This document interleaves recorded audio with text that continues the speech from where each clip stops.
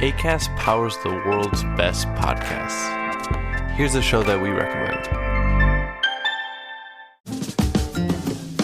Do you love to read or listen to books? Is your nightstand overflowing with books you just don't have time to read? Listen to my podcast, Moms Don't Have Time to Read Books with Zibby. I'm an author, publisher, podcaster, bookstore owner. My own novel, Blank, is out March 1st. And if you love books, you're in the right place. In fact, we call it the Zibbyverse, or rather, the LA Times calls it the Zibbyverse. Check us out, Moms Don't Have Time to Read Books with Zibby. Acast helps creators launch, grow, and monetize their podcasts everywhere. Acast.com. On today's Smart 7, Keir Starmer suspends a second Labour candidate, South Africa urges intervention in Rafah, and much more. It's Wednesday, 14th of February, it's Valentine's Day, and happy birthday, Simon Pegg. The Smart 7. It's news, but not the news.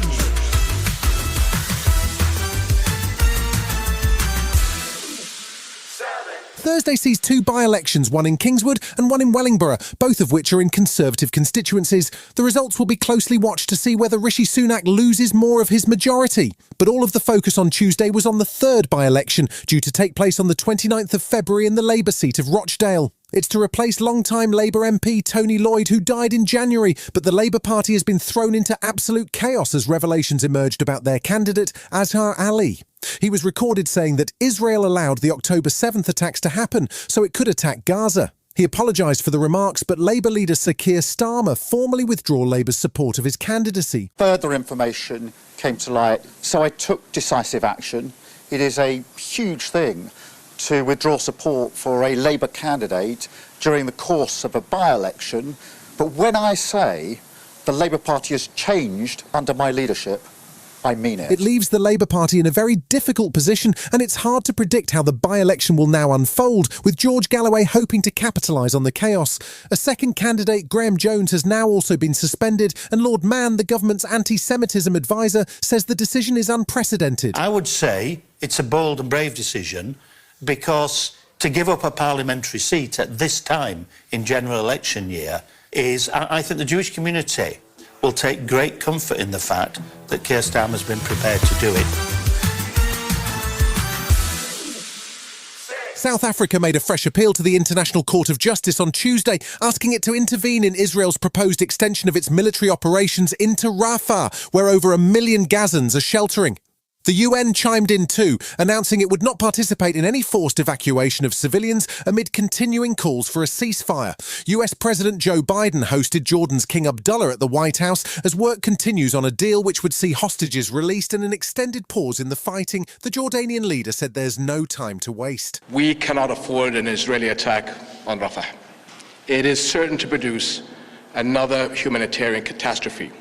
We cannot stand by and let this continue. Former UK Foreign Secretary William Hague called for the removal of Prime Minister Netanyahu, saying that the fate of the Middle East may well depend on the fate of Rafah. But the Israeli government remained unmoved, and spokesman Eilon Levy told Channel 4 News their mission is continuing.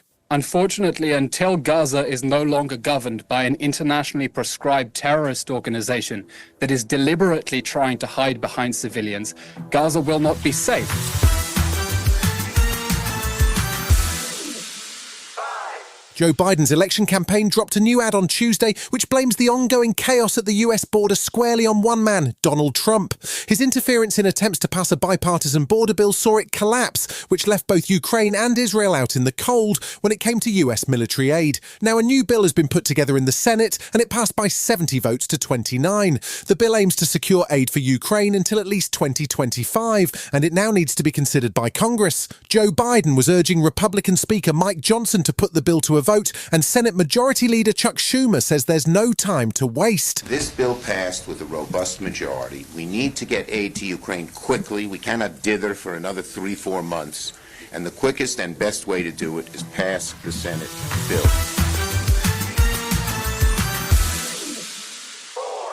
With the ongoing fighting in Israel and Russia's war in Ukraine, along with the Houthi attacks on the Red Sea and election turmoil in Pakistan, it seems the world has forgotten about the ongoing war in Sudan.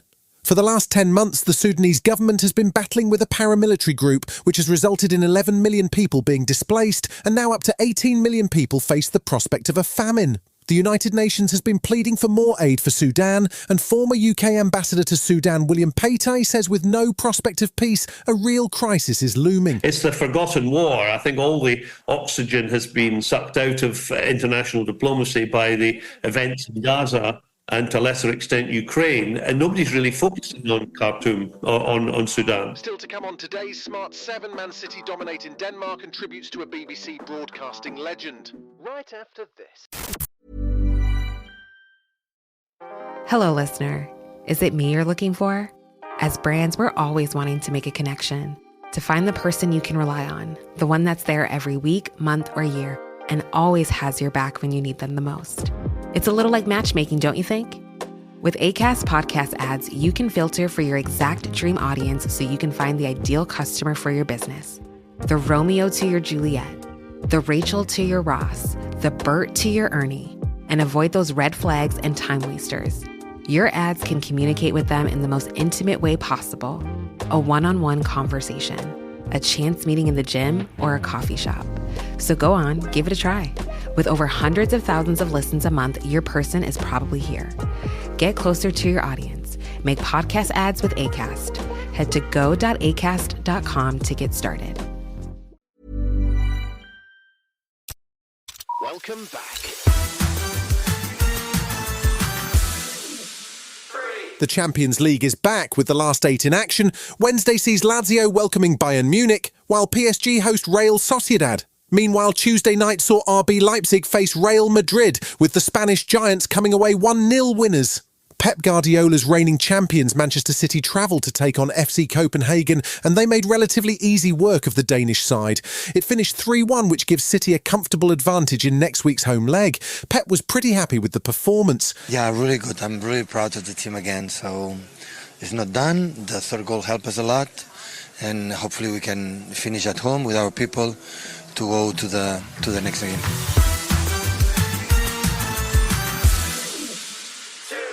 The BAFTAs are on this weekend, but the Oscars have been doing their best to muscle in on the award spotlight. The ceremony isn't until the 10th of March, but Tuesday saw a star-packed Oscars lunch and the first teaser for the ceremony, which is hosted by Jimmy Kimmel. The trailer features Jimmy in search of Ryan Gosling as he travels through Barbieland with Weird Barbie, Kate McKinnon. All this Oscar talk inspired Doctor Who and The Thick of It star Peter Capaldi to share his own Oscar story. He won an Academy Award for live-action short film in 1993, but it didn't have quite the impact he hoped for. When we flew back and I went into the BA check-in desk, I thought, well, I'll just go up to the desk and check in and I'll plop my Oscar on the desk and see what happens. And I was embarrassed doing that, but not as embarrassed as they were, because they went, I'm really sorry, the flight's full, we can't really do anything. The nation was genuinely shocked on Tuesday afternoon when the death of Steve Wright was announced. The legendary BBC Radio 1 and Radio 2 presenter had presented his Love Songs show last Sunday, but passed away on Monday according to a statement from his family. Tributes flooded in from fellow broadcasters including Simon Mayo, Tony Blackburn and BBC Director General Tim Davie. Steve Wright in the afternoon ran for 34 years across Radio 1 and Radio 2, and the BBC plans to celebrate his life across a range of programmes. Fellow Radio 2 presenter Sarah Cox was on the air when the news broke, and she paid tribute to a radio legend. Rest in peace, Steve. Steve was an extraordinary broadcaster, a really, really kind person. He was witty, he was warm, and he was a huge, huge part of the Radio 2 family. And I know my fellow DJs will all be absolutely shattered too. And I imagine you're feeling sad too, and we are here for your messages. You've been listening to The Smart 7. We'll be back tomorrow at 7 a.m. Hit that follow button and have a great day. Give us 7 minutes and we'll give you the world. Inflation, student debt, recession, mortgage rates. Your employees have a lot on their minds. Offer them financial well-being support from Vanguard well on your way at institutional.vanguard.com. All investing is subject to risk. Advice provided by Vanguard Advisors, Inc., a registered investment advisor.